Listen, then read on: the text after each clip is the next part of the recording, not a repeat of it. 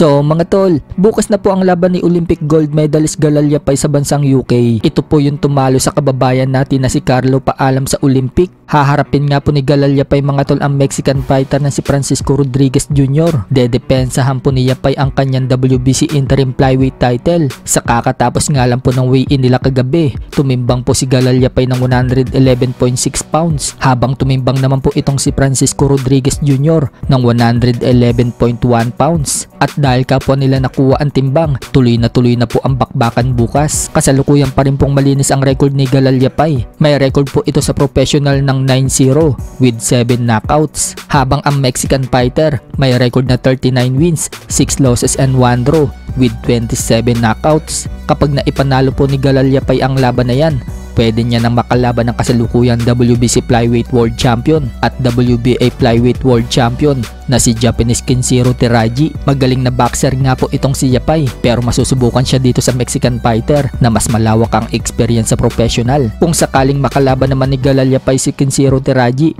at talunin, hindi lang magiging world champion si Yapay, baka makapasok pa ito sa pound for pound list. Kasalukuyan po kasing nasa number 9 spot si Teraji sa pound for pound. Kapag tinalo ni Gallalyapay si Teraji, baka siya ang pumalit sa pwesto ni Teraji. Nasa Ring Magazine ranking nga din po si Yapay mga tol sa flyweight. Kasalukuyan po siyang nasa number 4 spot, kaya malaki ang posibilidad na makapasok siya sa pound for pound list. Sa kabilang banda naman mga tol, nagsalita na nga po si Araneta sa pagkatalo niya noong nakaraang araw sa Japan kontra kay Tanong Saksinserin ng Thailand, kung saan bigo pong masungkit ni Araneta ang IBF Light Flyweight World Title. Wala nga pong paliwanag si Araneta mga tol kung bakit matapos niyang mapabagsak sa round 3 itong si Simsiri. Sa mga sumunod na round, naging matipid na ang binabato niyang suntok, kaya lumamang po itong Thai fighter at natalo siya. Ang tanging sinabi lang po ni Araneta, humihingi siya ng sorry sa mga fans dahil hindi daw niya nakuha ang belt. So mukhang tanggap naman po ni Araneta mga tol yung pagkatalo niya. Sa ibang banda naman mga tol, na-interview po si Bob Arum noong nasa Japan ito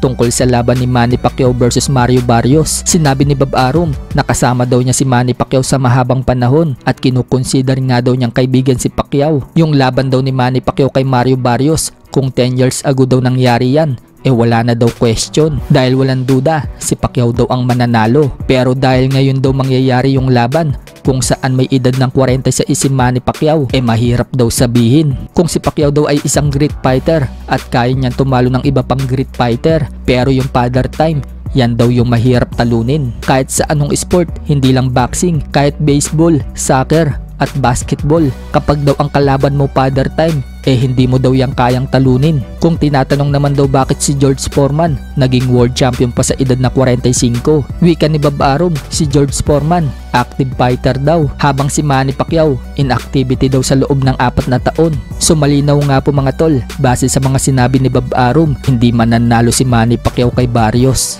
dahil sa edad na itong 46. Subalit iba naman po ang pananaw ni Manny Pacquiao, kaya siya bumalik sa boxing dahil kaya pa niya, nandiyan pa ang speed niya at lakas. Sinabi naman ni Manny Pacquiao mga tol na ang magpapahinto lang daw sa kanya sa pagbaboxing kapag naramdaman na umano niyang bumagal siya, lalong lalo na sa training. How do you know when it's really done? When it's all said and done, like, you know what? I'm ready to let go. How do you know? When I'm getting slow, especially in training.